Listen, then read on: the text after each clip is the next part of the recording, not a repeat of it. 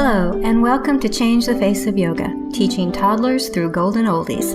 I'm very excited to be talking to lots of yoga teachers who will explain their passion for teaching yoga to students with different ages, physical fitness levels, wellness levels, and different goals. They will explain the benefits of yoga for these students and will be including teacher tips and pose modifications.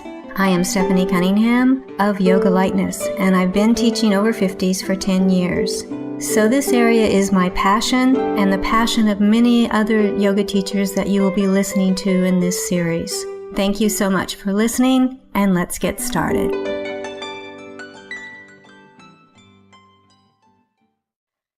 This is episode 44 of Changing the Face of Yoga. And this is a very exciting episode because this marks the first anniversary of Changing the Face of Yoga. Yeah, we've been on the air for a year, and that's great. And we have a very, very special guest.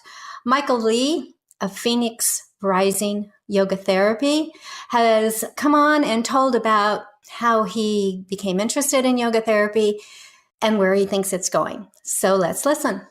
Hello, this is Changing the Face of Yoga, and I'm very excited to introduce Michael Lee. He is the founder of Phoenix Rising Yoga Therapy. He is also celebrating with me my first year of podcasting. So this particular podcast represents 1 year, and I'm very excited about that. And I can't think of a better person to help me celebrate than Michael. So Michael is actually taught for 50 years. I think that is amazing. He founded Phoenix Rising Yoga Therapy in 1985. After many years of deep yoga practice and work in the areas of personal growth and transformation. He is the author of 2 books, Phoenix Rising Yoga Therapy, Bridge from Body to Soul, and Turn Stress into Bliss. He is also a contributing author to the American Psychological Association published book, Beyond Talk Therapy, Using Movement and Expressive Techniques in Clinical Practice.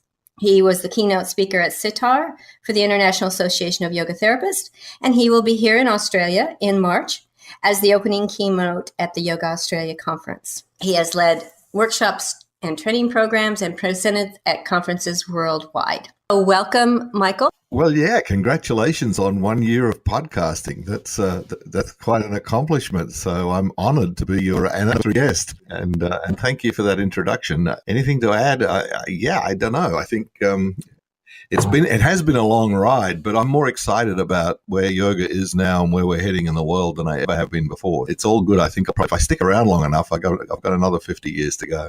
Oh, wow. Okay. There's a goal for you. That's good. I'm intrigued by why do you have more faith about yoga now? Well, I think there's been a real shift in where we've come from, particularly in the Western world. Yoga's been around for, a long, long time in the eastern part of our civilization. And it only really, I guess, began to come to the West around about probably the 60s. I think the Beatles, the hippie generation, that kind of really started the ball rolling as far as Western adoption of Eastern philosophies. But since then, there's been an amazing maturing. We went first of all from, the gurus, and then from the gurus, we went to the yoga studios, and there was almost one on every street corner. And there was a big focus mostly on asana. Asana was almost equated with yoga, and it still in many circles is. But more recently, I think there's been a shift. I think there's been a big shift. And I think now, you're finding the application of yoga, and this is in the yoga therapy world at least, and probably in a lot of traditional yoga world as well. We're finding an extension into healthcare centers, into therapy. 40% of the people who take our Phoenix Rising Yoga Therapy training are in fact therapists of some kind. They're mental health professionals, either therapists or counselors. So that's huge. As well as that, there's a lot more acceptance, I think, of the viability of the practices and the ways of looking at life that we've traditionally brought to the world from philosophy that goes back a long way. And also the explosion in mindfulness. Mindfulness practices now are really taking off. A lot more people are seeing the benefit of that. And whether you believe it or not, the Buddha was a yogi before he was the Buddha. And that's where mindfulness comes from. So that's exciting. And as well as that, I'm sorry, I forgot to turn it off. Seen how neuroscience has really come on the scene and is really supporting a lot of the things that we really quite didn't figure out how they came about. But now, I mean, there's unequivocal proof, scientific proof and evidence to show that body mind are interconnected. They're not separate. They're not different things. They're part of the whole thing. And there's science to show how they're connected and ways in which they connect. And I find all of that very exciting. And the whole study of consciousness, like what is consciousness and how do people change? We're a lot more skilled at understanding that process. And in the process of understanding it, of course, we've come to see that, things like yoga and Buddhism have a big part to play. You said that you contributed to the book Beyond Talk Therapy, using movement and expressive techniques in clinical practice. Is this kind of supported by this neuroscience research? I think so. I think it was a two-way street in many ways. I think having practiced in this kind of way for the last 30 years, I mean, back 30 years ago, we knew that if we worked in a certain way with people, then good things happened. That people actually could engage through their body deeper levels of awareness. And through those deeper levels of awareness, they would have insight. And out of that insight would often come change, and change for the better. We kind of knew that, but we didn't quite know how it worked. And then in 2007, one of the pieces of scientific study that I think really made a difference, and certainly as far as our work goes, was Norman Farb up in Toronto University, who did some research into mindfulness-based practice, but basically determined that there were really two ways that we reference the world, one out of our present state of awareness and one out of our stories about the past and the future, which he called narrative referencing. And that most of us in our modern world spend most of our time in narrative referencing. If you sit down on a park bench, within a few seconds, you're usually thinking about, what happened yesterday or what might happen tomorrow. And often a lot of the stuff that we think about from the past is like regret or, or if I coulda, shoulda, woulda kind of stuff. And a lot of stuff in the future is around fear of what might happen, how terrible things might be, and how can we protect, And so while we're doing that, and I'm not saying that's not in some ways useful, it's probably important in some areas of life, but at the same time, we're spending 90 to 100% of our time in that form of referencing. We're missing out on what's happening in the moment. Mindfulness practice, yoga therapy, and the approach that we take where we talk about direct experience through somatic embodied presence. In that kind of vein, we really have very effective means and ways of helping people to come to present-centered awareness, and in the process, how to gain insight into what's really happening in their life. And when people are really aware of what really is going on, it doesn't seem to be as big an issue or big a problem. And there are different ways of dealing with life when we're willing to fully look at what really is going on. So that's been incredibly helpful. And then since then, we have books like Bessel van der Kolk, who wrote The Body Keeps a Score, a great book, because in that he makes the statement that, if you're going to heal trauma from the past, the body has to be involved. There's a physical, visceral component to trauma, and we really have to embrace that and go into that as a way through to the other side. That's very, very similar in some ways to the Patanjali's concept in the 8 limbs of pratyahara. Pratyahara is, the next limb of yoga beyond asana, and it's where you're actually using body, mind, and breath to focus, and through that focusing to go beyond, to really be present to what is, but also to go beyond it. I've been doing a little historical research. In the 80s, we had Dean Ornish, who came out with his research on reversing heart disease through lifestyle, of which yoga was one of those things that he recommended. You started your Phoenix Rising method and put that into your school in 1986. And then IAYT in their first try at it came into being in 1989. So it sounds like there was a whole lot of stuff going on in the 1980s that let yoga therapy as such bubble to the top. Can you explain what was going on and why you decided to start a training in yoga therapy instead of a yoga teacher training? Yeah. Well, it actually came through an experience that I had, like many of my colleagues in that era. I think all of us, like people like Larry Payne, Richard Miller, Gary Kraftsow, myself and many others, Lilias Folan, Judith Lassiter, those kind of people. We all had some kind of experience that told us that there was more to yoga than we thought.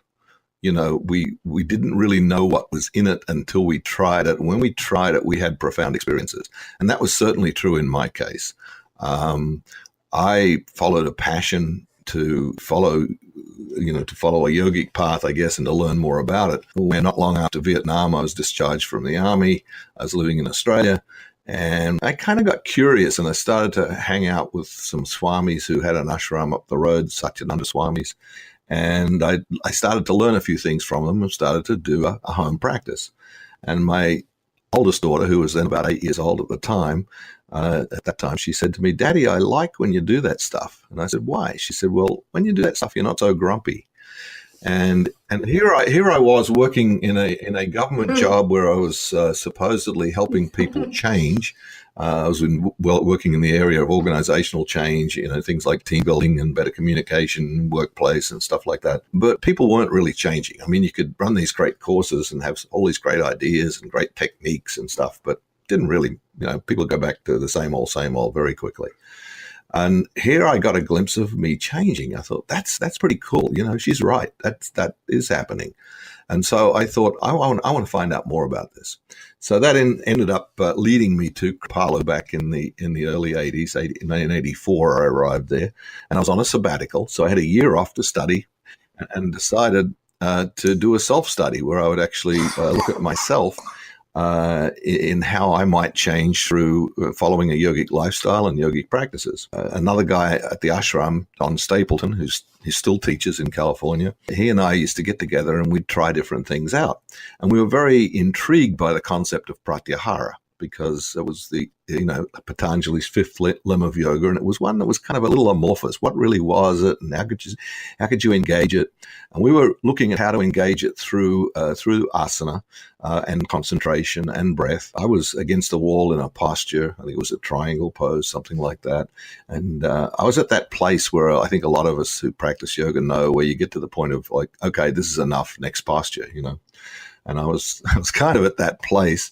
But it wasn't physical discomfort. It was more just an agitation. I was kind of feeling this agitation in my body, but it was one that I would have not fully noticed, or had I noticed, I would just move away and move into the next thing and kind of get away from it. Because like most Westerners, and most people in the world, not only Westerners, I mean, a lot of us, we don't like discomfort. We want to do something to fix the discomfort. We don't want to hang out with it.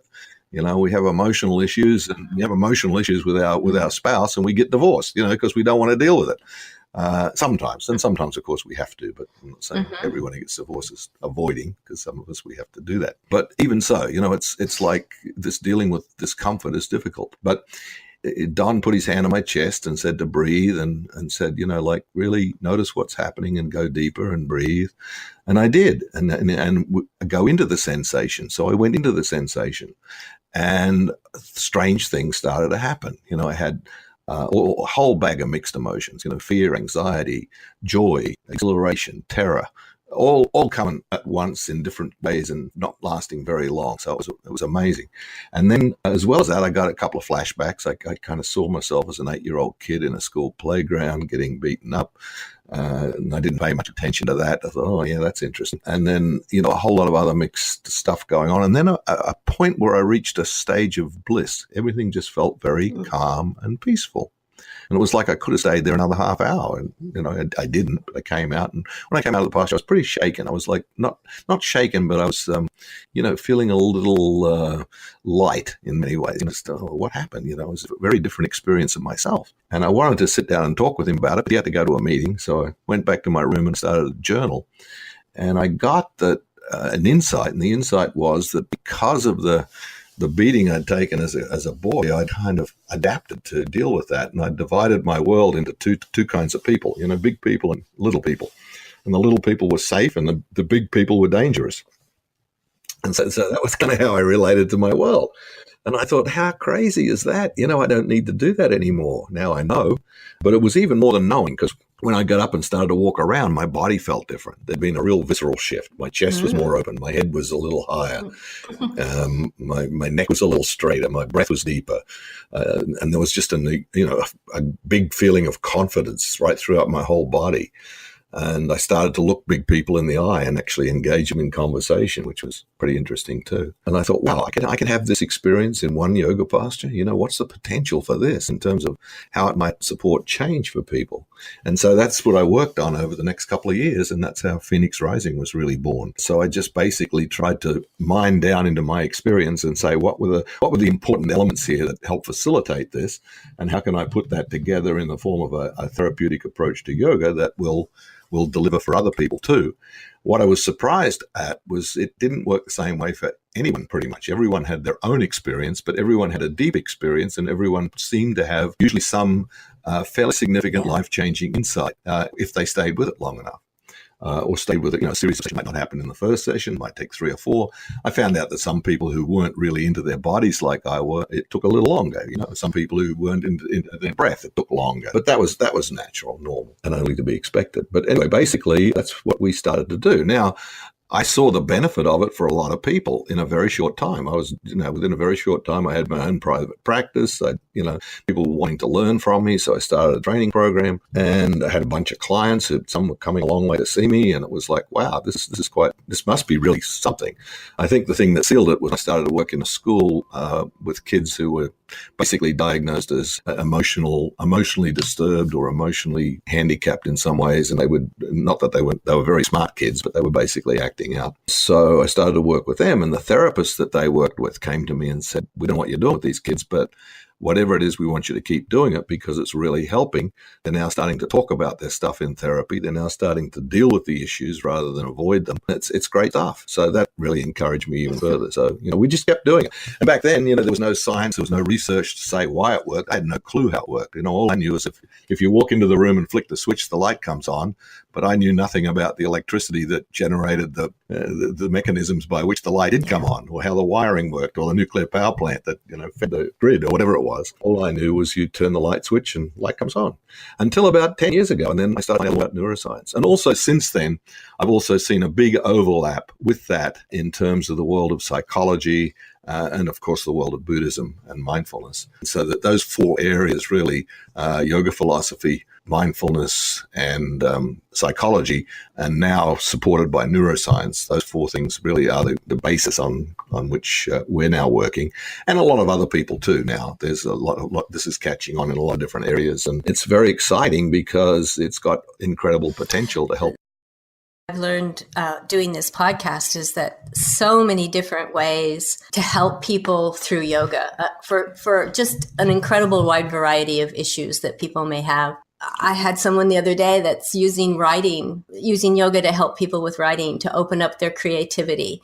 And of course, the first thing they have to do is really understand where they are and what's stopping them. And so that she works through their bodies and breathing and everything to help them find that place. And I never even thought of using it for that, so it's just amazing. Yeah. It is. Yeah, it is. So you started your school in 1984, is that right? 86. Well, it was 85, and then our first training program was in 86. Okay. Yeah. And so you've been doing this for 31 years. Yes. It's early in the morning in Australia, so my math is not great right at the moment. So how have you changed over the years? How have you changed that training? Now, you started with an incredible experience, and I'm sure that you want to keep the principles of that in there. But what are you adding, or what are you subtracting that is being helped by this research that we're talking about?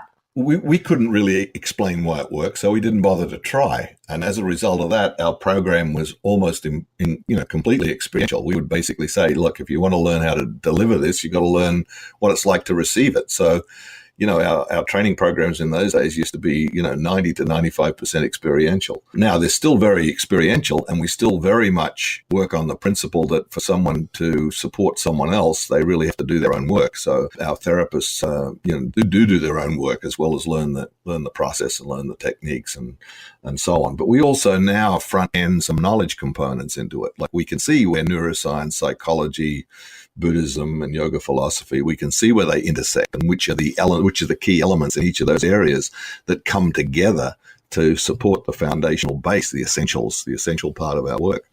And so we're much clearer on that now. So we present that. We give our students a look at that and say, this is, these are like there are certain psychologists that the one that really captures my interest lately is in the area of coherence therapy, Bruce Ecker.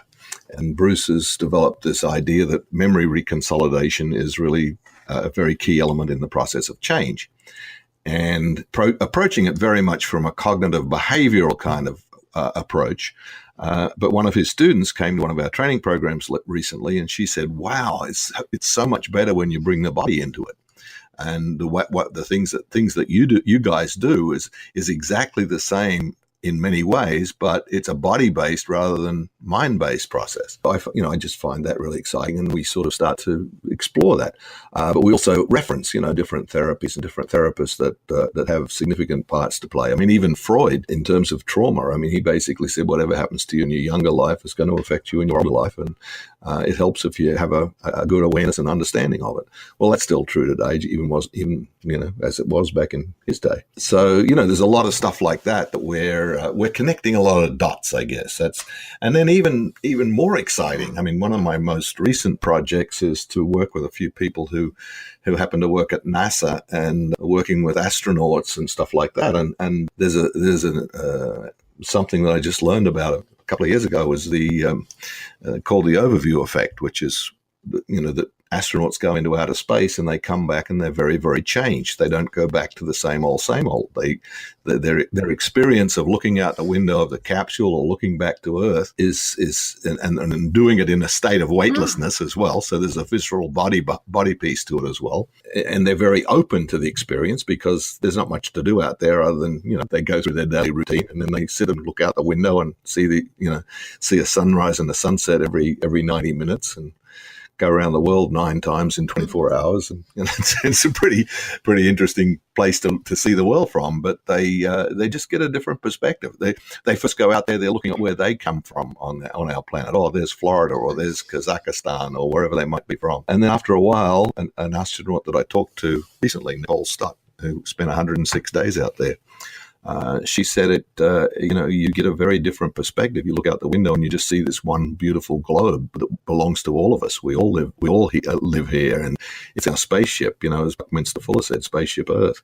And you start to appreciate things differently. And so a lot of the astronauts come back and they take on a very different approach to life. They can't go back to the same old, same old. Many of them are driven to philanthropy or environmental causes and all kinds of stuff that have some significance around a deeper level of understanding and respect for human beings and this planet that we inhabit, which I find very exciting because I think a similar thing happens in yoga therapy, particularly in our approach to yoga therapy, where people drop into deep somatic awareness and they get a different perspective. They just experience themselves differently. The somatic therapists talk about direct experience as being able to see yourself through a different lens. And that's in effect what the astronauts do. They're looking through a window. They're seeing the Earth through a different lens. We're viewing reality differently. And when we do that, we're getting into a whole different realm of human understanding and what it means to be human and how people do, in fact, change.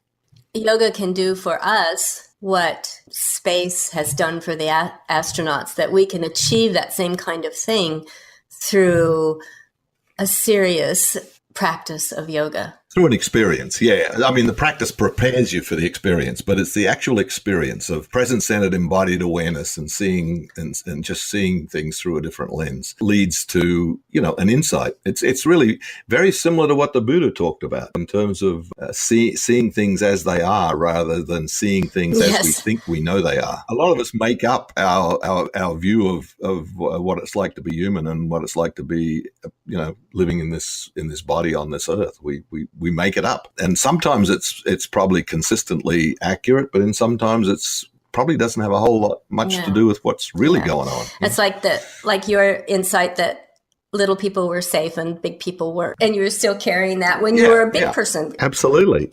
When you take those things as a child and they become so integral to you, you don't really probably understand it. And it takes really an adult mind and an adult experience to make it real to you again. Okay, this is great. I'd love for you to give us a little hint about what you're going to talk about at the Yoga Australia conference. I am looking forward to it because it's a chance for me to go back to where I started out and to go back in the capacity that I am is just amazing. Oh, that's great. You're going to go home and see some family and you were from Toowoomba? I probably won't. I won't have enough time to spend much time there at all, but I may look up a couple of old friends. Okay. Okay. That's great. Couple of mates. A couple of mates, yeah. I know that one. It's more mites, though, I've noticed. Mites, yeah, that's right. Yeah. I'll have to get my accent back. I think it happens once I go through security at the airport, I get my accent back. It just comes upon you, huh? Okay. All right. I still have a little trouble with it. I have to think it through sometimes. Okay.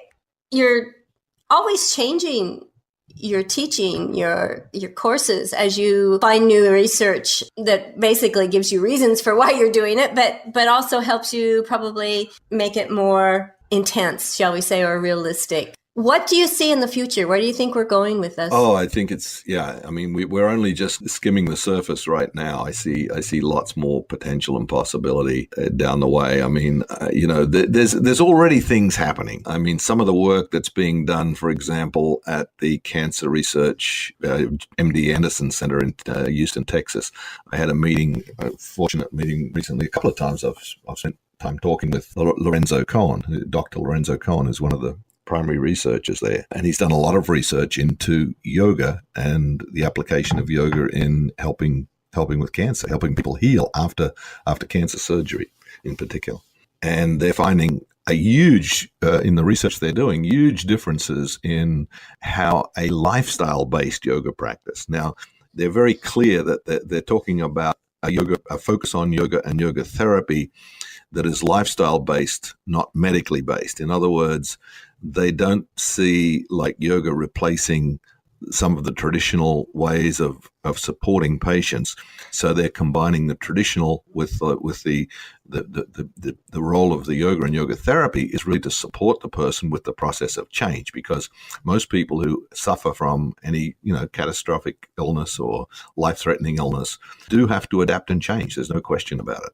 And it supports their health. There's also the whole issue of caregivers. I mean, one of the issues is a lot of people have difficulty relating to other people. And so there's a lot of often there'll be friction with caregivers, which is the last person you want to have friction with when you're in that situation. So a lot of the practices and a lot of the processes that are being tried out and researched have to do with supporting relationships, supporting understanding and awareness, supporting adaptability to change, and so forth. And it has a significant effect on the rate of healing, how quickly people recover, and the extent of it. Even down like they're doing scientific, physical metrics that will show that there's been a shift or a change. So that's just one little example, but there are many, many others like that are kind of happening in the world.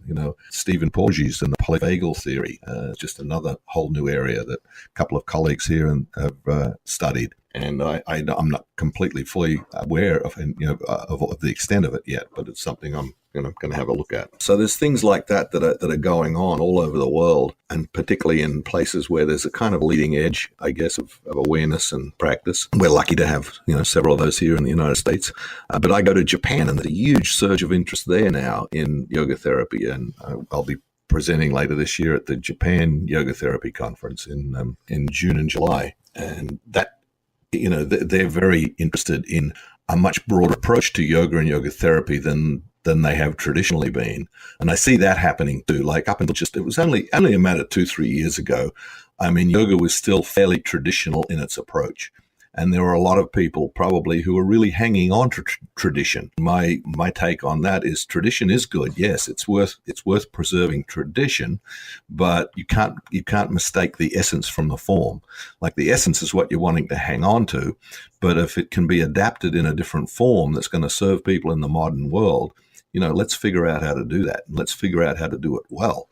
And so a lot of the changes that, we were talking about before about our training program, it's really, for me, it's about we want to turn out, or I do personally, and my teachers do, we want to turn out yoga therapists who can really deliver, people who can make a difference, not people who just, go through the motions and do a certain number of hours of training, and therefore they've got a certificate, and so now they can go and just do their thing and hopefully get paid for it. The people that I work with, I mean, there's more to it than that. They really want to make a difference. They want to make a difference in the world.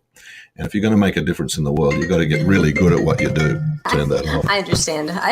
Well, this has been fascinating. I have just one last question. Okay. Why yoga therapy as opposed to just yoga? There's a lot more to yoga therapy, I think, because I think it does start to get into the whole business of helping people change at some level. And a general yoga class has an overall good effect. Now, don't get me wrong. I'm not putting down just and yoga is also the doorway into yoga therapy, but it works at a different, in a way, at a different level. Also, a lot of the yoga that is practiced is purely just for health benefits. Now it does have a mind-body effect. We know that, and it will have that.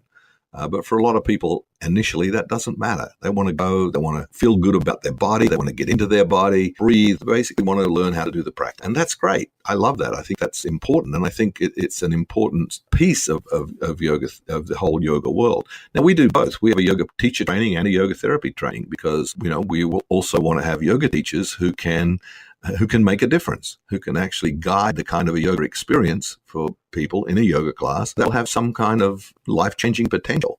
Now, it's not as deep as a one-on-one session, and it's not as deep as a group yoga class that's specifically focused on a particular population or specifically focused on an area of life. That's more specialized. The skills that are involved in yoga therapy are much different than they are in a yoga class. To lead a good yoga class, you've got to be able to use your voice well, you've got to be able to know yoga pretty well, and you've got to be able to be confident in delivering to a group of people. But a yoga therapist got to know more about, you got to be more accepting, you got to be more open, you got to be more present in many ways on a one-on-one basis, and a different approach. But it's really, the essence, very similar. There's not a whole lot of difference there, but it is at a different level. Okay, Michael, this has been fascinating. I think this will be a great podcast. Is there anything you would like to add? Probably the one thing I would say is to all my colleagues and all the people out there who have a practice of yoga is be open to the possibility that it can evolve. Be open to the possibility that it doesn't have to be stuck in a particular form. Yoga is really what matters. If you'd like to contact Michael, Michael is at michael@pryt.com. And the website is www.pryt.com. So, Michael, I so thank you for being willing to come on the podcast.